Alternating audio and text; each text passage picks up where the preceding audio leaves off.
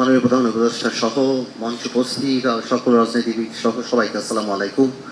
আমি অনেক শর্ট অনেক ব্রিফলি বলতে যাচ্ছি যে আপনি যে প্রথম যে স্টার্ট করেছিলেন, যে ড্রেস করেছিলেন, আমি মনে করি আমাকে এটা অনেক টাচ করেছিল, যে আসলে আমাদের ভুলে গেলে চলবে না যে কত মানুষ আত্মত্যাগ করেছে এবং আমাদের ছোট ছোট কারণে আমরা জানি সেটাকে কোনোভাবে আন্ডারমাইন না করি। সো আমি এটাকে অনেকটা ইউনিটি হিসেবে দেখি 6 মাস পরে যে আমরা সবাই আবার বসছি এবং যে ফ্যাসিস্ট গভর্নমেন্টের যে অত্যাচার সব কিছু জানি আমাদের এটা স্মরণ থাকে যে আমাদের তর্ক হোক বিতর্ক হোক যাই হোক, যে আমরা জানি কোনোভাবে ফেল না করি। ছোট্ট তিনটা পয়েন্টে বলবো।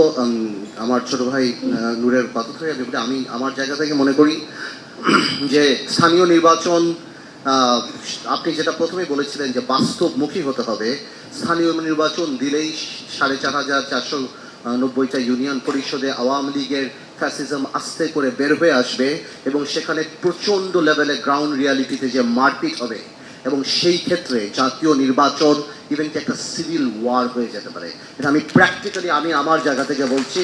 আমি এলাকায় রাজনীতি করা মানুষ, সুতরাং আমরা উপরে বসে অনেক কথা বলতে পারি, কিন্তু আমরা এখানে বসে আমাদের যে সহ্য ক্ষমতা, যেই এলাকায় লাশ গেছে ওখানে সেই সহ্য ক্ষমতা এখনো আসে নাই।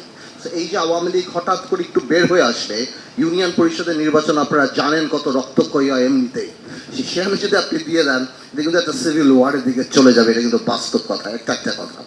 এবং সুতরাং এবং সেকেন্ড কথা হলো, আমরা আসলে সংস্কারের এগেনস্টে না, বাট আমরা এমন কোনো রিস্কে যেতে চাই না জাতীয় নির্বাচনটা যত বিলম্বিত হয় প্রলম্বিত হয়। এই যে কিছুদিন আগের যে আপনার নিজেরই বলতে হয়েছে যে পরিমাণ সন্ত্রাস হঠাৎ করে যে ধরনের গন্ডগোল বা যে ধরনের আরম্ভ হয়ে গিয়েছিল, পুরো জাতি কিন্তু একটা চিন্তার মধ্যে পড়ে গিয়েছিল এবং বিদেশে আমাদের ভাবমূর্তির ব্যাপারটাও কিন্তু হয়ে গেছিল। এগুলি কিন্তু যখন হাত থেকে বের হয়ে যায় তখন কি কন্ট্রোল করা যায় না।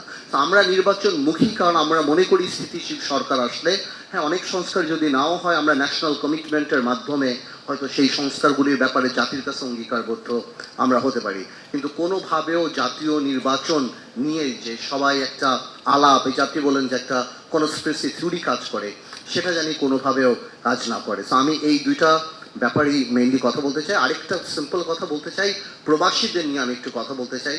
কারণ প্রবাসীদের এত রেমিটেন্স আমাদের এখানে আছে।